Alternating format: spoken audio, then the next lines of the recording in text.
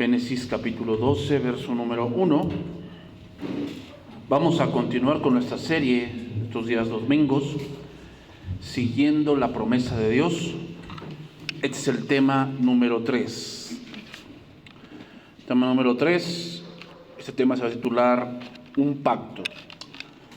Vamos a ver, hermanos, cómo Dios dice la palabra, que no pudiendo jurar por alguien mayor, juró por Él mismo. Y esa es una sombra de lo que es la salvación, hermanos. La salvación no está sustentada en que Dios se comprometió contigo, no. Se comprometió con Él mismo, no con nosotros. Un pacto, hermanos, se hace entre dos personas iguales. Por eso un hombre no puede pactar con Dios, porque no es igual a Dios. O sea, eso de que no pacte con Dios y vengan al altar, eso no es bíblico. ¿Por qué no es bíblico? Porque un pacto se hace entre dos personas iguales, se hace entre hombres, porque somos humanos. Pero no se puede hacer entre Dios y el hombre. Dios es el que pacta, Él pone las condiciones y Él cumple las cosas. ¿Ok? Y vamos a ver que Dios pactó con Abraham para un propósito. O sea, Abraham no buscó pactar con Dios. Abraham no buscó ser el favorito de Dios. Nada de eso. Abraham simplemente fue llamado, él obedeció siguiendo una promesa. ¿Okay? Génesis 12:1. Pero Jehová había dicho a Abraham: vete de tu tierra, de tu parentela y de la casa de tu padre a la tierra que te mostraré. Y haré de ti una nación grande y te bendeciré y engrandeceré tu nombre y serás bendición. Bendeciré a los que te bendijeren y a los que te maldijeren maldeciré, y serán benditas en ti todas las familias de la tierra. Y se fue Abraham como Jehová le dijo, y Lot fue con él. Y era Abraham de edad de 75 años cuando salió de Harán. Tomó pues Abraham a Sarai su mujer, y a Lot hijo de su hermano, y todos sus bienes que había ganado, y las personas que habían adquirido en Harán, y salieron para ir a tierra de Canaán, y a tierra de Canaán llegaron. Vamos a entrar ahora, hermanos, a algo que hoy se mal utilizado, y es el pacto. ¿Qué es un pacto? Bueno, aquí la palabra pacto en el hebreo viene de una palabra hebrea berit, que significa hacer un convenio. Hacer un convenio. Lo que se hacía era tener un animalito, se cortaba en dos. Y lo que se hacía era que decir, bueno, tú y yo vamos a pactar en algo, y cualquiera que no cumpla el pacto va a quedar como este animal, como muerto. Vamos, el matrimonio es un pacto. ¿Por qué? Se hace entre dos personas. ¿Qué? Se hace entre dos personas. ¿Y quién es el testigo más grande? Dios. Por eso cualquier matrimonio, aunque digan, es que me fui a casar allá a la de la misericordia, es un pacto que está bien, o sea, que Dios lo respalda. ¿Por qué? Porque el matrimonio no fue inventado por un hombre. El matrimonio fue instituido por Dios. ¿Qué? Entonces tenemos que entender que cuando nosotros nos casamos, estamos representando a Cristo, porque Él se va a casar un día con la iglesia. O sea, eso es lo que a veces no entendemos. Por eso, hermanos, el matrimonio o las cosas que hacemos dentro de la fiesta del matrimonio, tenemos que ir pensando, no es lo que me guste a mí, que no, pues yo quiero así. O sea, sí, está bien, tu fiesta está bien, pero tienes que entender lo más grande, es que tú estás representando a Cristo ahí. ¿Cristo haría eso? O sea, ¿Cristo se emborracharía en tu fiesta? Pues no creo. O sea, yo no entiendo qué clase de fiesta es esa, ¿no? O es que la novia va toda desparpajada. ¿Tú piensas que la novia de Cristo iría así? ¿Si es cristiana? O sea, hermanos, entendamos. Por eso les digo, o sea, hay que renovar la mente, porque muchas cosas todavía seguimos haciéndolas como el mundo, pensando, es que pues Dios conoce mi corazón. Sí, conoce que eres bien malo, que todavía no entiendes muchas cosas, que tú estás representando a Cristo, y Cristo no haría muchas cosas que hoy hacen dentro del cristianismo, hermanos. O sea, es que Jesús fue a las bodas de Canaán y ahí tomó vino. Sí, pero el vino que Él tomó no era como el vino que ahorita venden. No era como ese vino, hermanos. O sea, por eso les digo, o sea, cuando alguien se casa, cristianamente hablando, Digo cristianamente hablando porque se supone que nosotros conocemos a Dios, estamos representando a Cristo. Porque Cristo un día, y eso, ¿quieren que lo respalde? Efesios, ¿no dice? Maridos, amad a vuestras mujeres, ¿como qué? O sea, si está poniendo a Cristo, es porque Cristo es el modelo de lo que es el esposo. ¿Ok? Entonces, un matrimonio es un pacto que Dios puso antes de cualquier gobierno. O sea, el matrimonio no es un convenio.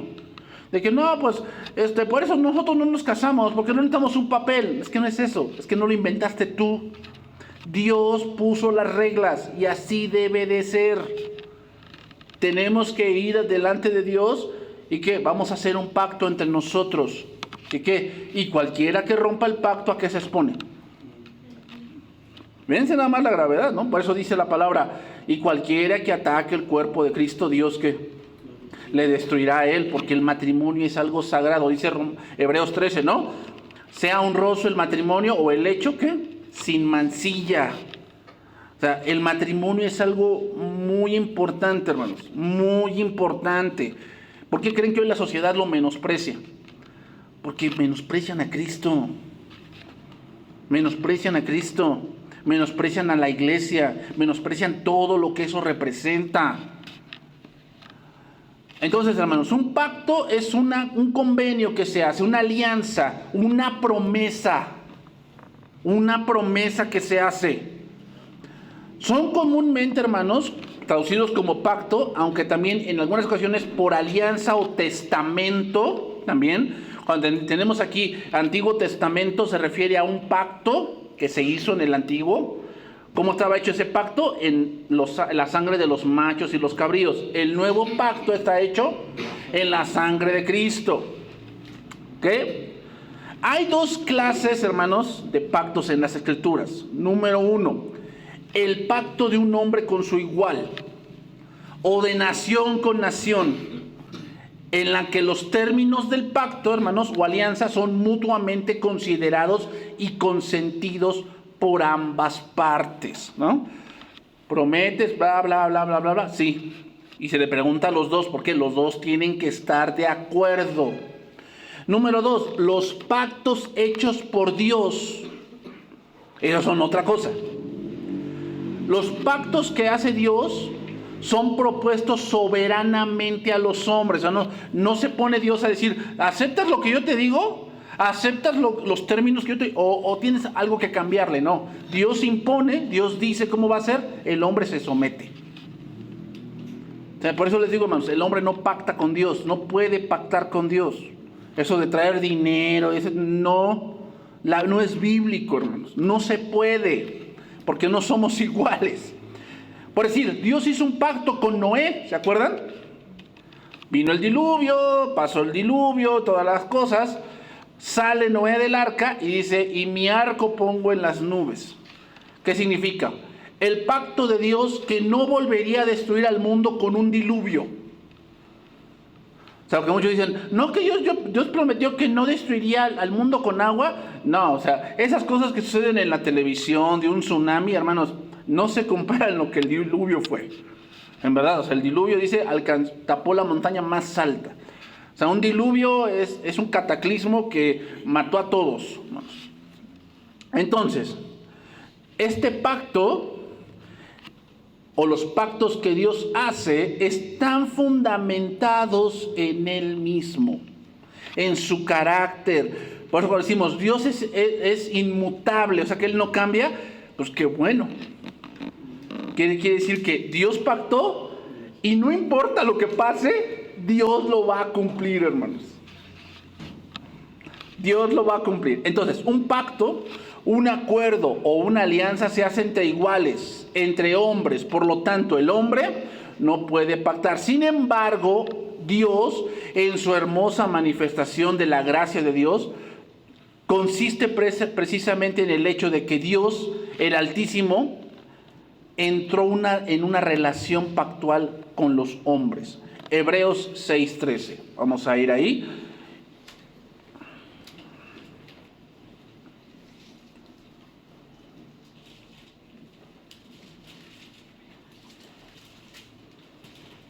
Entonces, hermanos, los pactos de Dios están sujetos en su carácter, se fundamentan en el carácter de Dios. Por eso a veces pensamientos de decir, no, es que Dios no sé si me puede aceptar. Es que no, si usted conociera lo que yo hice, pues no, Dios, siento que Dios me rechazaría. Lo que pasa cuando piensas así es que tú estás pensando que Dios es como tú. Que tú no aceptarías tal cosa, ¿no? No, yo no aceptaría que a una persona que me robó mi casa. No, o sea, que por mí que se muera. Pero Dios sí acepta a una persona así. Ejemplo, Zaqueo. ¿Se acuerdan de Zaqueo? Un recaudador de impuestos, era lo más bajo de la sociedad judía. Y Dios fue a su casa. Y cuando lo criticaban, Zaqueo demostró que él había creído. Entonces, fíjate, lo que el hombre considera detestable y considera como que no es digno de salvación, no es digno de que se le apoye, no es digno de que se le salve, Dios sí lo hace. ¿Por amor a quién? A Él mismo. O sea, Dios no nos debe nada. Dios no nos debe nada. No es que seas el favorito. No es que Dios no se quería quedar sin ti. Eso es puro humanismo, hermanos. No. Dios lo hace por sí mismo, por gloria de Él. Dice Hebreos 6:13, porque cuando Dios hizo la promesa a Abraham, no pudiendo jurar por otro mayor, juró por sí mismo. O sea, hermanos, más adelante en la serie vamos a estar viendo cómo Abraham cometió errores. Tomó decisiones, pues, pésimas. En verdad, o sea, muy cuestionables con Abraham. ¿Y eso anuló la promesa? No. O sea, imagínate, Abraham, el hombre de la fe, se desesperó y tuvo un hijo. De la incredulidad, de su carne, porque él quiso. ¿Eso anuló la promesa? No. Pero la hizo más pesada, hermanos. O sea, más pesada porque tuvo que despedir a su hijo. O sea, se pudo haber evitado todo eso. ¿Eso anuló la promesa? No, porque la promesa no estaba basada en su obediencia, estaba basada en Dios mismo. Diciendo, de cierto te bendeciré con abundancia y te multiplicaré grandemente. Y habiendo esperado con paciencia, alcanzó la promesa. Porque los hombres ciertamente juran por uno mayor que ellos. Y para ellos el fin de toda controversia es el juramento para confirmación. Por lo cual, queriendo Dios mostrar más abundantemente a los herederos de la promesa la inmutabilidad de su consejo, interpuso juramento. Para que por dos cosas inmutables, ¿qué está diciendo Hebreos? Lo que está diciendo, lo que pasó con Abraham es una sombra de lo que ahora nosotros estamos viviendo. ¿Cuál? La salvación es como una promesa de Dios que está fundamentada en Dios mismo. No importa lo que hagamos. O sea, en el sentido de que, no, pues es que un cristiano puede mentir. Sí.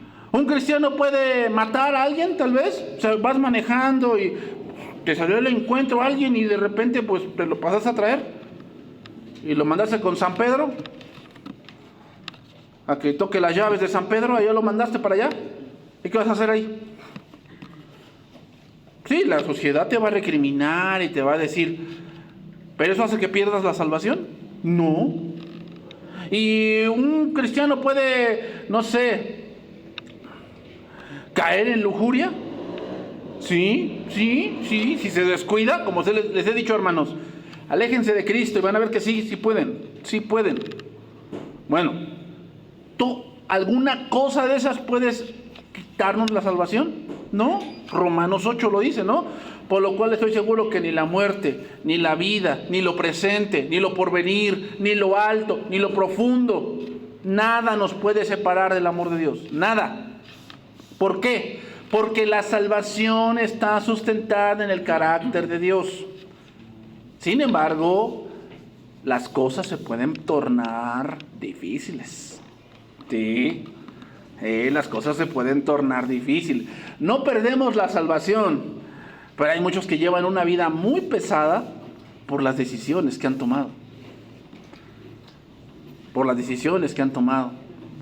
O sea, no es lo mismo tener hijos de una sola esposa a tener hijos de muchas. O no es lo mismo una mujer que ya tiene un pasado muy feo a una mujer que apenas inicia. No es lo mismo, hermanos. O sea, no estoy diciendo que Dios no pueda. Lo que estoy diciendo es que la vida se vuelve difícil. Se vuelve difícil. Hay que tomar decisiones que a veces no queremos tomar. No las queremos tomar. No es lo mismo, hermanos, venir del mundo y empezar a luchar en la vida cristiana, y hay que limpiar la mente y limpiar mañas, que uno que tal vez nació en un lugar cristiano, y no digo que no sea pecador, pero ya está más encarrilado en esas cosas. O sea, hermanos, hay muchas cosas que nosotros nos hacemos la vida difícil. ¿Se acuerdan de Sansón? Sansón se hizo la vida difícil. Era tan sencillo, ¿no? A ver, yo confío en Dios, Dios me da la fuerza, destruye a los filisteos. Pero él se la hizo complicada. Se casó con una filistea, después se vengó, era bien iracundo, y luego se metió con una prostituta. O sea, ¿se dan cuenta cómo se hacía la vida pesada él? Él mismo se la hacía pesada. Hasta que al final lo trataron como un animal. Entonces, hermanos, la salvación no se puede perder. ¿Por qué? No está sustentada en tus obras, está sustentada en Cristo. Sin embargo, eso es otra cosa, puedes apostatar. ¿Qué significa? Divorciarte. ¿Cuándo llega el divorcio en un matrimonio? Cuando se han herido tanto, cuando hay tanto egoísmo, hay tanta amargura, hay tanto egocentrismo, que es irremediable. No se puede más continuar juntos. Se separan, pero ¿saben qué, hermanos? Cuando hay una separación en el matrimonio, no vuelven a ser los mismos. No vuelven a ser los mismos. Algo pasa, algo en ti se rompe. No vuelven a ser los mismos. Te puedes unir a otra pareja, pero tú no vuelves a ser el mismo. Te vuelves más duro, o te vuelves más desconfiada, te vuelves más egoísta. O sea, algo en ti se rompe. Entonces, lo mismo, hermanos, cuando alguien estuvo en la iglesia, participó de la palabra, incluso tal vez predicó, y de repente se separa, se apostata, da la vuelta, él no vuelve a ser el mismo. Por eso casi siempre, hermanos, esas personas que apostatan no vuelven más. O sea, ya es imposible que regresen. Casi es imposible que vuelvan a la iglesia, a confiar, a creer. Es imposible. ¿Por qué?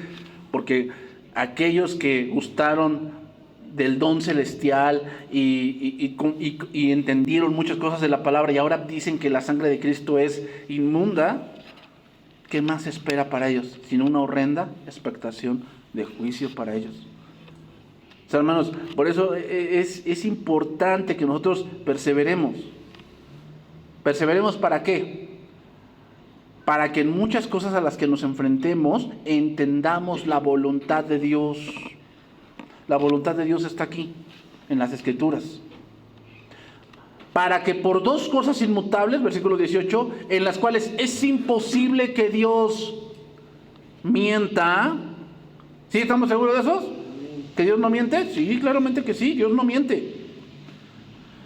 Tengamos un fortísimo consuelo los que hemos acudido para asirnos de la esperanza puesta delante de nosotros. ¿Sabes a quién nos recuerda esa parte del pasaje? A la mujer de flujo, ¿te acuerdas? Ella estaba confiada en que si se acercaba a Jesús iba a sanar. Y yo me imagino que se agarró, pues había una multitud, y ves que dijeron, alguien me ha tocado. El Señor, te aprietan y dices que te tocaron. O sea, yo me imagino a la mujer ahí arrastrándose y tratando de asirse de algo. O sea, los que hemos acudido a Cristo y nos asimos de Cristo, tenemos un fortísimo consuelo que encontraremos alivio. Versículo 19. Lo cual tenemos como segura y firme ancla del alma, y que penetra hasta dentro del velo, donde Jesús entró por nosotros como precursor hecho sumo sacerdote para siempre, según el orden de Melquisedec. ¿En qué estaba basado el antiguo pacto? En la sangre de los machos y los cabríos. ¿Y quién hacía ese derramamiento? Los sacerdotes según la orden de Leví. Ahora el nuevo pacto, basado en Cristo, en la sangre de Cristo, Cristo mismo lo ofreció y Él es el sumo sacerdote. Ya no de Leví, sino de Melquisedec. Entonces, veamos el juramento, hermanos. Ya más bien dicho con Dios hacia el hombre que se sustenta solamente en Dios mismo. Porque es lógico que el ser humano está alejado de Dios, está por debajo de todo lo que tenga que ver con su Creador, por lo cual la criatura no puede pactar con Dios, sino solo esperar en la gracia de Dios, en su misericordia y que Dios quiera agradarse de él. Entonces, enumeraré, hermanos, estas bendiciones que Dios le prometió a Abraham. Número 1, haré de ti una gran nación. Se lo dijo un hombre de 75 años, O sea, quiero que vean eso también. Un hombre de 75 años le dice que va a ser una gran nación. Número 2, te bendeciré y te haré famoso. ¿Y es famoso Abraham? Pues sí, vean, ahorita estamos hablando de él. Es famoso Abraham, pero no por lo que hizo, sino por su fe.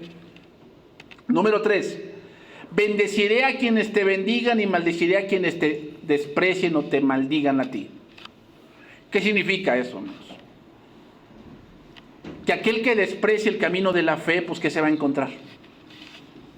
O sea, no se refiere a que, no, pues si yo trato mal a Abraham, alguien va a ir contra mí. No, lo que se refiere es que si yo veo a Abraham y ese es el camino que Dios indica de fe y yo lo menosprecio, lo que me voy a encontrar es maldición, o sea, perdición eterna.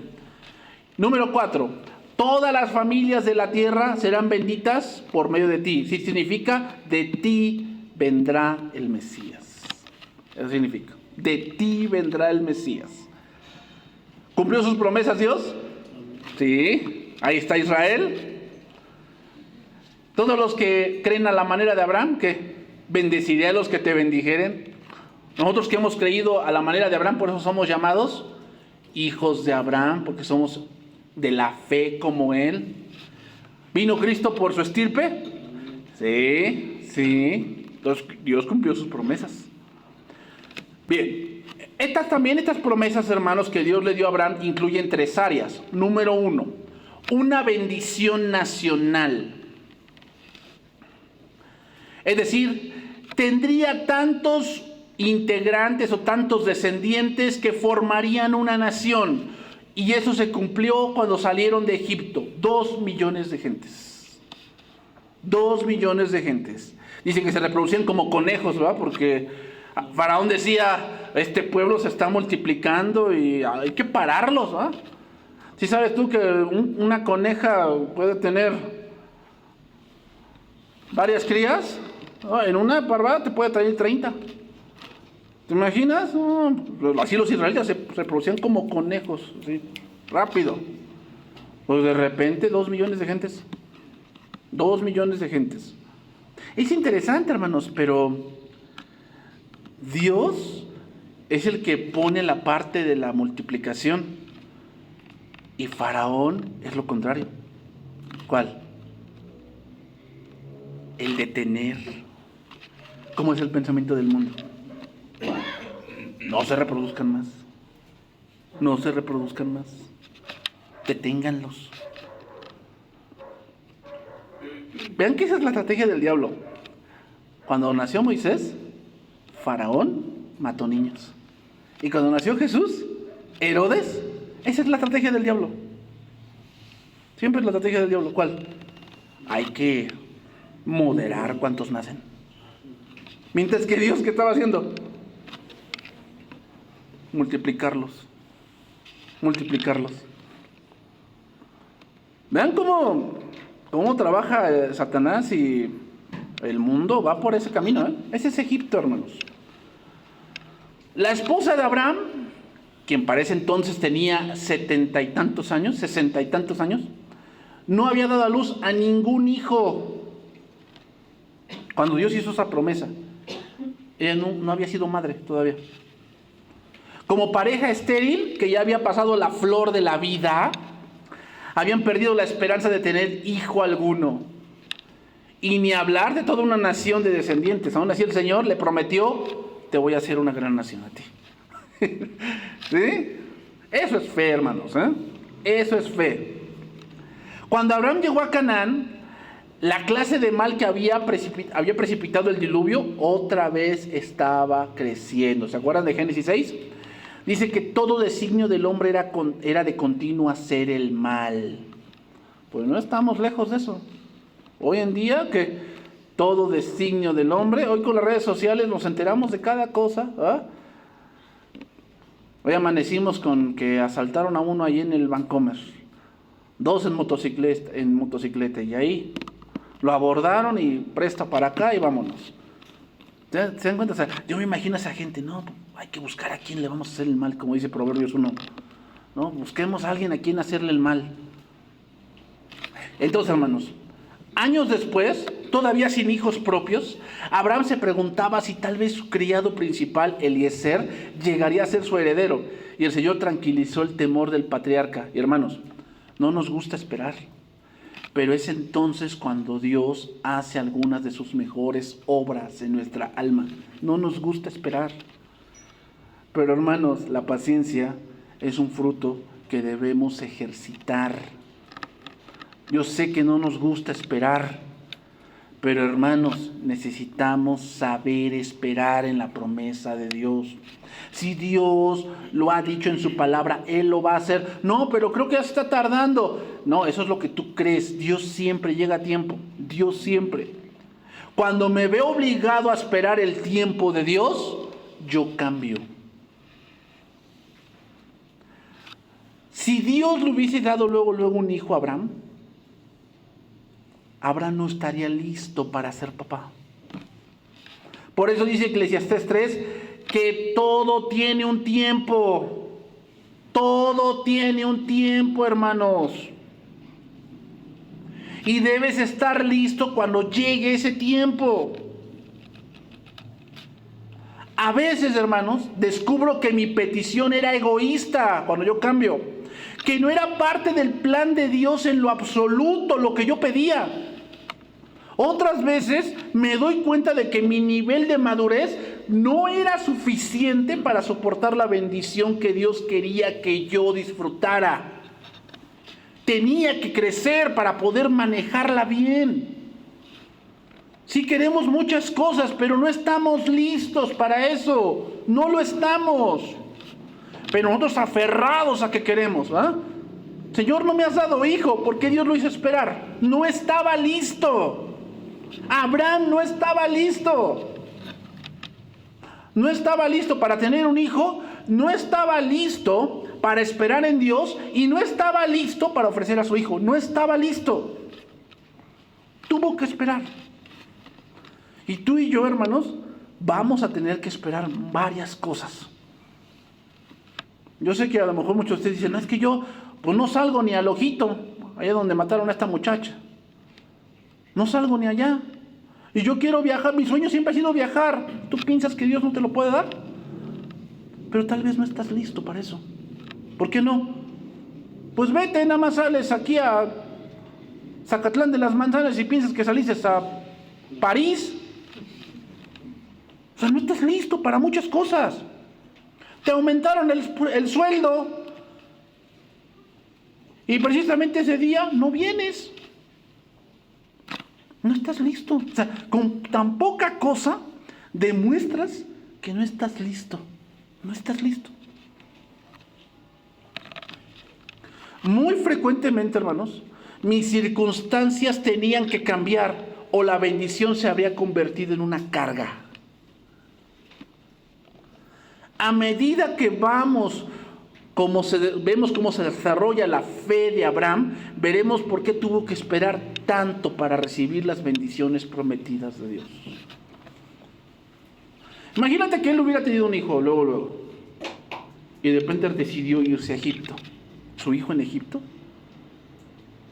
¿El hijo de la promesa en Egipto? ¿Te imaginas? Por eso, hermanos, sí, es una gran bendición tener un hijo. Pero ponte a pensar si estás listo para eso. ¿Estás listo? Sí, yo entiendo que nadie aprendió a ser papá, nadie. Sí, yo entiendo. Pero no es nada más como el borras de me aviento y ya. No, hermanos. ¿Estás listo para enseñar el camino de Dios? Porque sí, todo está listo para mandarlo a la escuela y a la guardería y se lo encargas a tu mamá y a tu papá. Y sí, todo está listo para eso. ¿Estás listo para enseñarle de Dios? ¿Cómo sé que estoy listo para enseñarle de Dios? ¿Tú conoces a Dios? ¿Cómo vas a enseñar algo que no sabes? No, por eso lo llevo a la iglesia. No, perdóname. La responsabilidad es tuya, no de la iglesia. La responsabilidad es tuya. ¿Estás listo para eso? Si no, entonces, pues, aprende a esperar y madura. Porque si no, esa bendición va a ser una carga para ti. Va a ser una carga. Hermanos, yo lo he visto. Aquí hemos pedido por matrimonios que tengan hijos. Lo tienen y no vienen. No vienen acá, ya no vienen. ¿Por qué no? No, es que pastor, es que no, quita tiempo. Pues sí, yo lo entiendo que quita tiempo. Sí, el hijo requiere tiempo. Pero Dios no te lo dio para que te fueras. Dios no te lo dio para eso. Dios te lo dio para que lo encaminaras. Pero como no conoces a Dios, pues sí. Lo encaminas en todo menos en Dios. Número 2, una bendición personal. Es decir, riqueza. Dios lo iba a proteger. Abraham se volvió muy rico. Tenía rebaños de ovejas, de cabras, manada de ganado, una fortuna de plata y oro, muchos siervos, siervas, camellos, burros. Tenía de todo Abraham. La gente de Canaán se refería a él como un príncipe de honor entre nosotros. Ser un hombre respetado. Entonces, hermanos, en nuestra cultura materialista podríamos acusar a Dios de crueldad por retener la bendición material a algunos. Pero la economía de Dios no hace negocios con la moneda humana. Algunos de los siervos de Dios más honorables han vivido sin un centavo. Pregúntale a Jesús.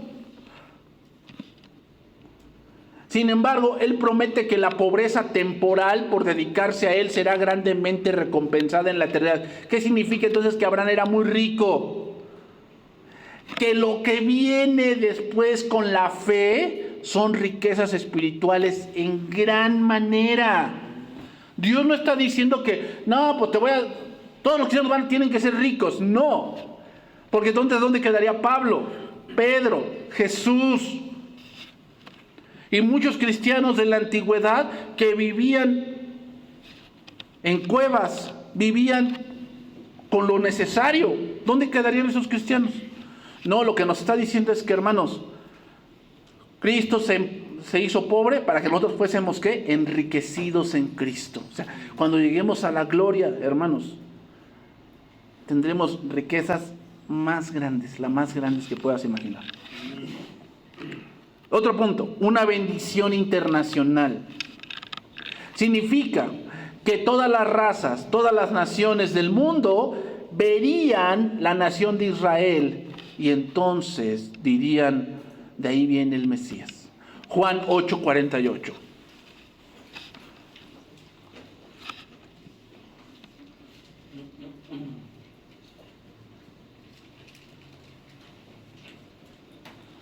Hermanos, fíjense, Israel fue puesto en un lugar estratégico que une dos continentes. Ahí fue puesto Israel. ¿Para qué propósito? Pues la gente que viajaba tenía que pasar por ahí. A fuerzas tenía que pasar por ahí. Es como México que une Norteamérica y Sudamérica, ¿no? Hasta así está México. Y cualquiera que quiera ir al norte, pues tiene que pasar por México. Bueno, así era Israel. Entonces cualquiera que pasaba por allí se tendría que dar cuenta de qué, de cómo se comportaba el pueblo, del templo, de su Dios, de cómo ellos tenían las riquezas de Dios, tenían que comportarse así. Entonces los paganos tendrían que preguntarse, ¿quién es este pueblo que tiene estas leyes y este Dios? ¿Por qué se comportan así? ¿Por qué tienen tanta paz? ¿Por qué son fuertes? Entonces ellos tendrían que haber respondido, es que nosotros obedecemos al Dios de Abraham. ¿Pero qué creen? Eso no se cumplió. No se cumplió. Sino que se empezaron a parecer a los demás pueblos y entonces tuvieron que ser quitados. Juan 8:48. Respondió entonces los judíos y le dijeron, ¿no decimos bien nosotros que tú eres samaritano y que tienes demonio? Hermanos, decir a alguien que es samaritano, un judío, era un insulto. Imagínate el peor insulto que tú te puedas imaginar, que te puedan decir, que te enchilas de que te digan así. A lo mejor te recuerdan a la autora de tus días, o te molesta que te digan palabras con U, o con P, o con T, o lo que tú quieras.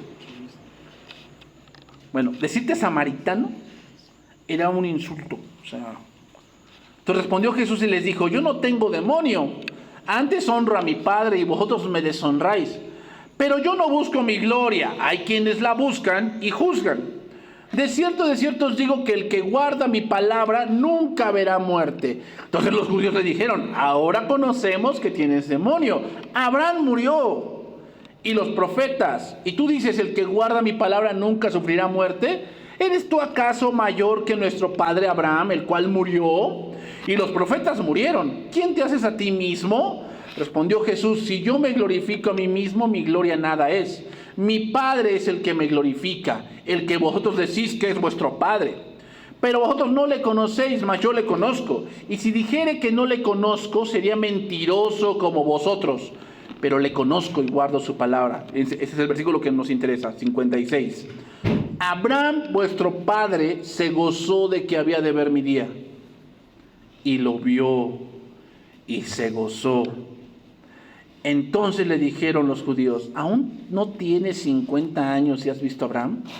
Jesús les dijo, de cierto os digo, antes que Abraham fuese, yo soy. Todas estas bendiciones, hermanos, de las que hemos hablado, tienen sentido cuando nos centramos en Cristo. Cuando nos centramos en las promesas de Dios cumplidas en Cristo. Todas las cosas que Dios le dijo sobre su gran familia de descendientes o sobre el nuevo país que iban a heredar, encuentran su verdadero propósito en Cristo. Cuando Dios le dijo, sal afuera y ve las estrellas y cuéntalas, si puedes, así será tu descendencia. Y dice, y creyó Abraham a Dios. ¿A qué se refería Dios? ¿A descendientes de sangre? No, pues el pueblo se puede contar. Se refería a nosotros, a toda la iglesia, a todos los que iban a creer por la fe como Él. Son incontables. No podemos contarlos. ¿Dios cumplió su promesa? Sí. Todos los que creen en Cristo son parte de la familia, son incontables.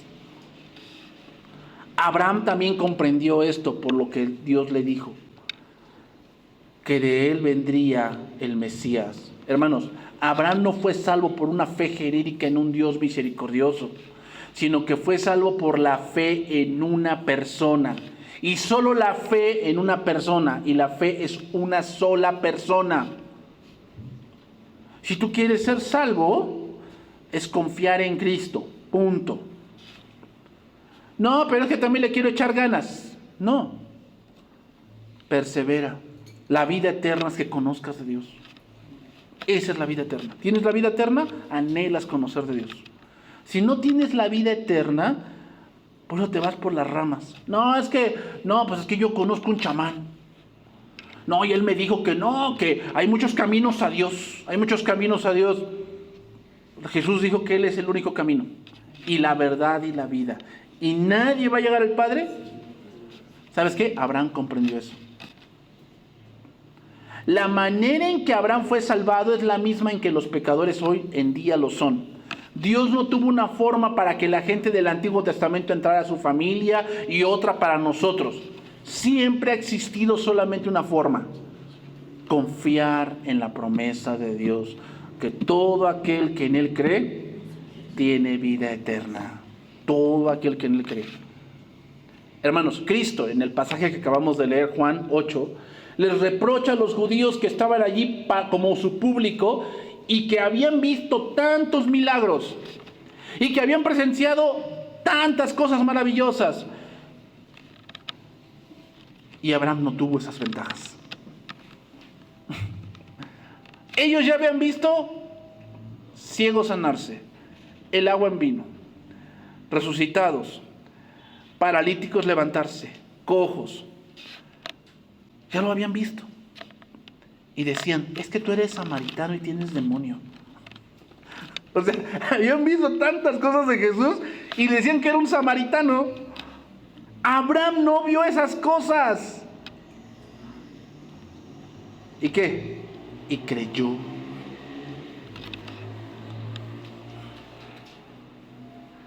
Abraham vio que de su descendencia vendría el Mesías y lo creyó sin verlo. Y ellos que en ese momento lo estaban viendo, escuchando y palpando, no lo creían.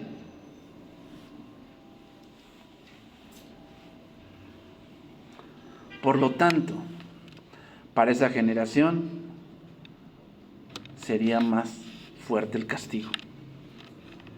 Regresamos a Génesis 12:4. Entonces, hermanos,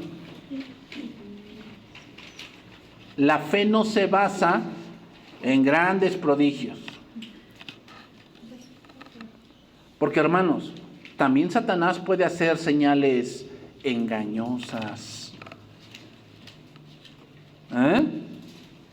Así que no te dejes llevar porque no. Yo voy a confiar en Dios si Dios mueve este vaso. No, yo voy a confiar en Dios si Él mueve esa silla. Dios no actúa así, hermanos. Dios no actúa así. Porque por fe andamos, no por vista.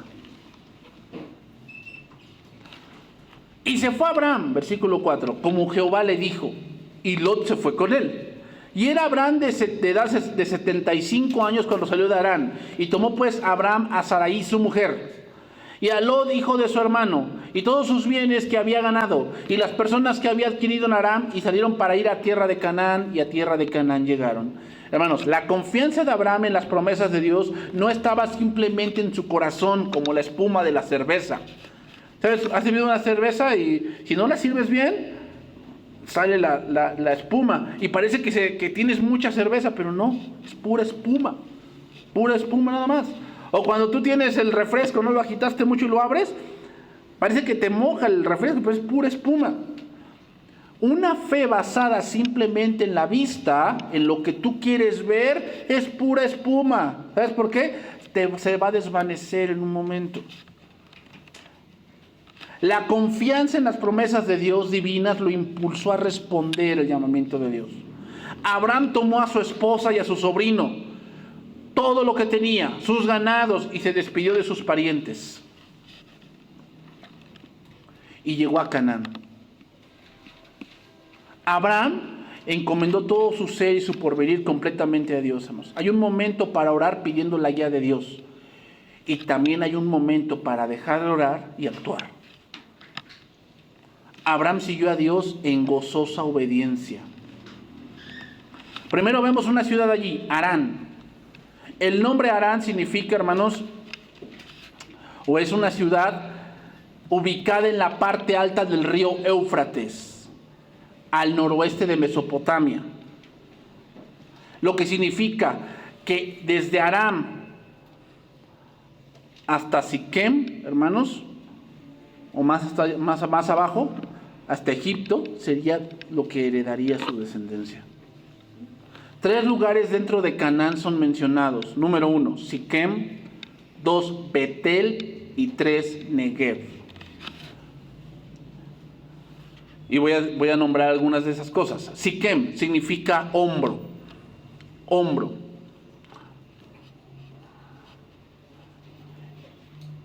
Betel significa casa de Dios.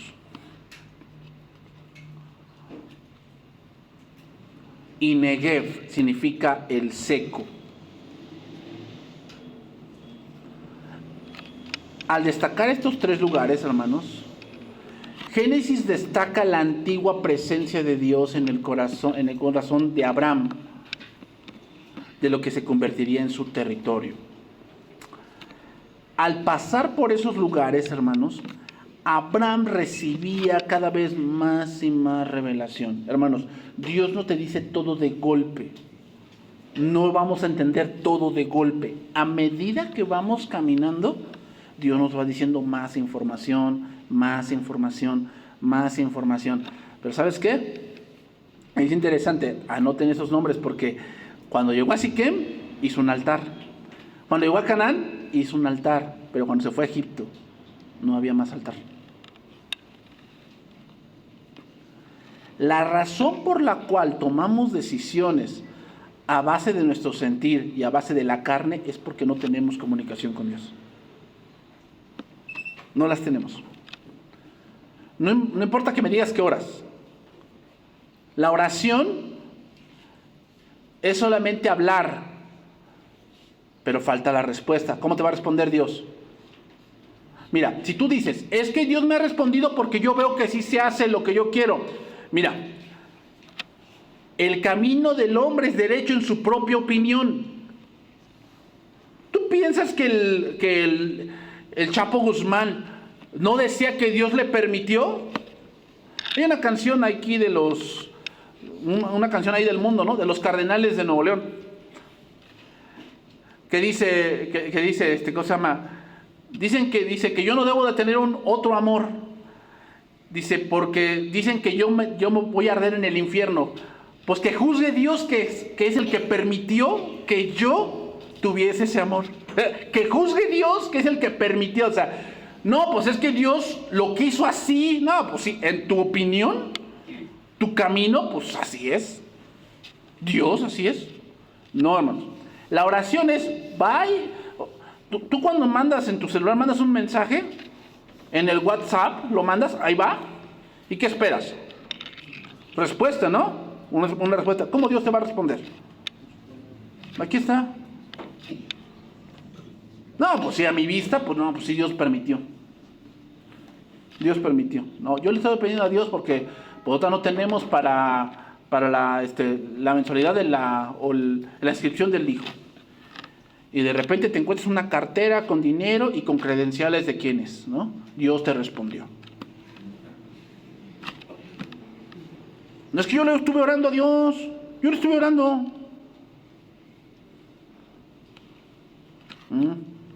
¿Y tú piensas que así Dios responde?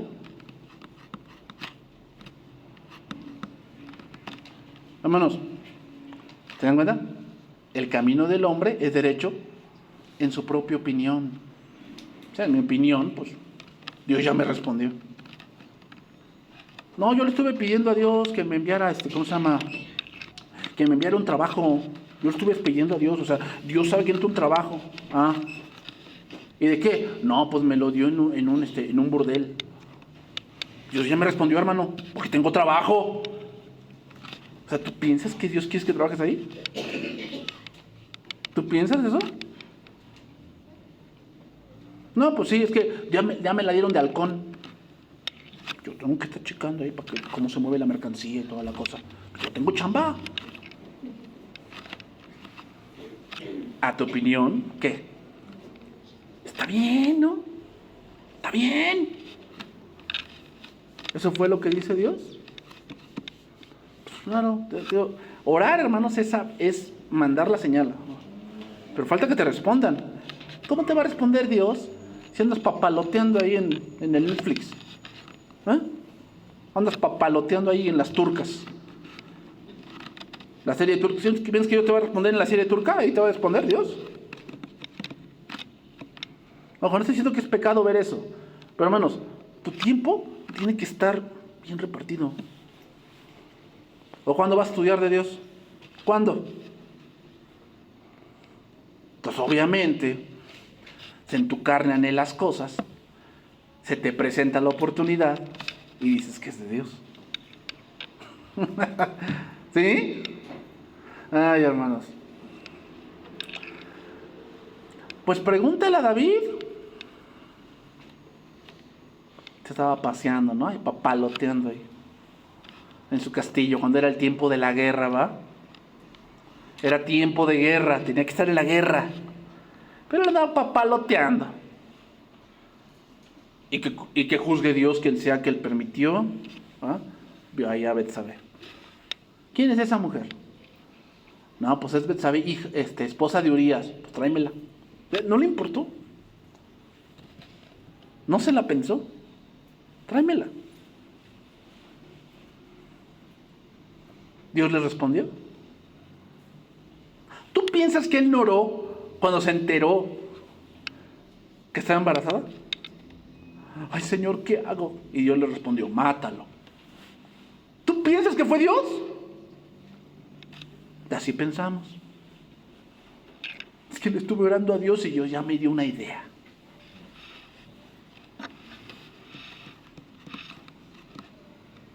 ¿Sabes cuándo Dios le respondió? Cuando fue el profeta. Ahí Dios le respondió. Tú eres ese hombre.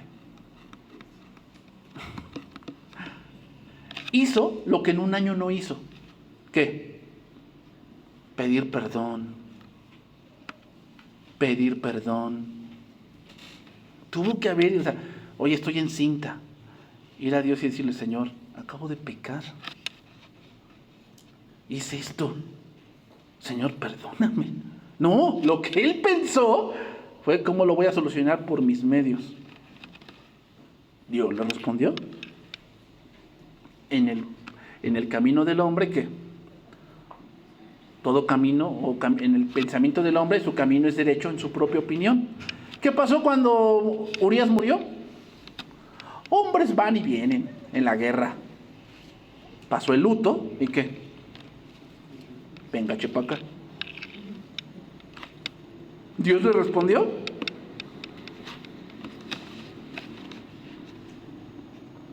En mi opinión, todo camino. Es que eso fue la vida que me tocó. Oye, ¿por qué te traes esa vida desordenada de alcoholismo y todo? No, fue lo que me tocó. O sea, ¿fue Dios quien te mandó allí? No, tú lo decidiste así. Tuviste oportunidades, pero el camino era tan pesado, tan escabroso, había que esperar tanto, y yo no estoy dispuesto a esperar. Y este dinero es dinero fácil. ¿Te das cuenta? No quisiste esperar, no quisiste sacrificar, no quisiste que te dijeran, ay, mira, ahí va el que supuestamente no hace nada malo. No quisiste esperar, te metiste allí. Segunda Timoteo 2:1, para irnos por la parte final, porque ya se me acabó el tiempo, hermanos. Entonces, hermanos,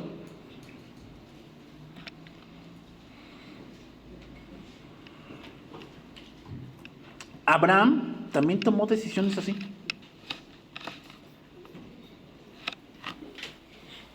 Cuando él descendió a Egipto, hermanos, Faraón tomó a la esposa de Abraham.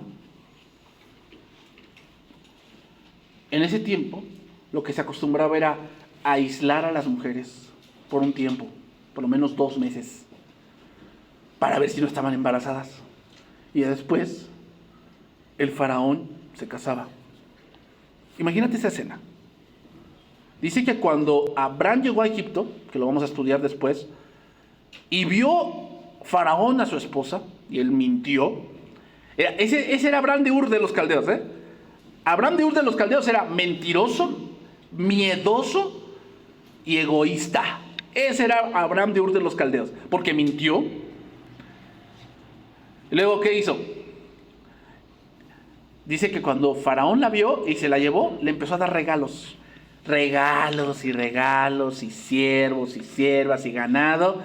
Fíjate nada más, Abraham gozando de la vida, mientras que su esposa, a la que prometió que cuidaría y que le sería fiel, estaba ahí aislada. ¿Ese era Abraham? Ese era Abraham. Cuando te alejas de Dios, te vuelves como lo que antes eras. lo que dijiste que ya no eres. Cuando te alejas de Dios, te vuelves en eso. Ese era Abraham, mentiroso, egocentrista, miedoso. No, es que me van a matar si es que yo digo que eres mi esposa. ¿Dónde quedó ese Abraham? Cuando te desconectas de Dios, te vuelves así. ¿Sabes qué podía haber hecho Faraón con él? Por mentiroso, encarcelarlo. ¿Por qué Faraón mejor le dijo, vete, toma a tu mujer y vete? ¿Por qué le dijo eso? Por la misericordia de Dios. Pero Faraón lo que debía haber hecho era encarcelarlo, quitarle todo,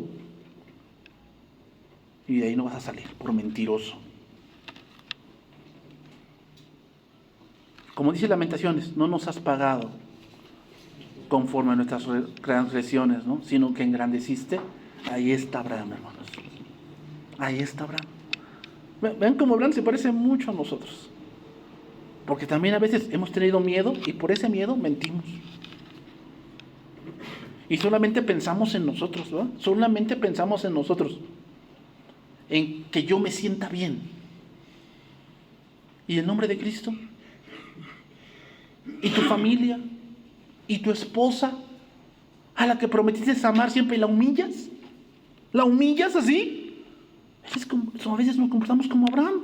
Dijimos que le íbamos a cuidar, que iba a estar a mi lado en las buenas y en las malas, y cuando se puede la oportunidad de que yo sea feliz, no me importa su bienestar. Como Abraham, hermanos. ¿Y Dios nos paga igual? No, qué bueno que no nos paga igual. Gracias a Dios. Dice ahí, capítulo 2 de 2 Timoteo. Tú, pues, hijo mío, esfuérzate en la gracia que es en Cristo Jesús. Lo que has oído de mí ante muchos testigos, esto encarga a hombres fieles, que sean idóneos para enseñar también a otros. Tú pues sufre penalidades como buen soldado de Jesucristo. Ninguno que milita se enreda en los negocios de la vida a fin de agradar a aquel que lo tomó por soldado. Y también el que lucha como atleta no es coronado, sino lucha legítimamente. El labrador, para participar de los frutos, debe trabajar primero. Ese es Abraham. Abraham es como ese atleta. Tuvo que sacrificar muchas cosas. Como ese soldado que no se enredó en los negocios de la vida, sino que siguió hasta donde Dios lo llevó. Como ese labrador que en la fe tuvo que estar trabajando, ser paciente hasta que tuvo un hijo. Considera lo que digo y el Señor te dé entendimiento en todo. Acuérdate de Jesucristo, del linaje de David, resucitado de los muertos conforme a mi evangelio, en el cual sufro penalidades hasta prisiones, a modo de malhechor, mas la palabra de Dios no está presa. Por tanto, todo lo soporto por amor de los escogidos, para que ellos también obtengan la salvación que es en Cristo Jesús con gloria eterna. Palabra fiel es esta: si somos muertos con Él, también viviremos con Él. Si sufrimos, también reinaremos con Él. Si le negásemos, Él también nos negará. Si fuésemos infieles, Él permanece fiel. Ahí está Abraham. Y ahí estamos nosotros. ¿Sí? Resbalamos, a veces nos desviamos, pero Él permanece fiel a su palabra. Él no puede negarse a sí mismo. Hermanos, al finalizar con este pasaje, nos ponemos a pensar en Abraham. Así, sufrió, se enfrentó a adversidades, se enfrentó a desánimos, se enfrentó a cosas que parecían imposibles. Y sin embargo, hermanos, por la fe obtuvo la promesa. Hermanos, Dios va a permanecer fiel a pesar de nuestra debilidad. Y gracias a Dios que esto es así, porque somos tan débiles, pero el Señor es fiel a su palabra. Es fiel a su palabra. Y podemos estar confiados que como Dios cumplió su promesa con Abraham, cumplirá su promesa con nosotros. Amén. Vamos a orar, hermanos, y vamos a terminar.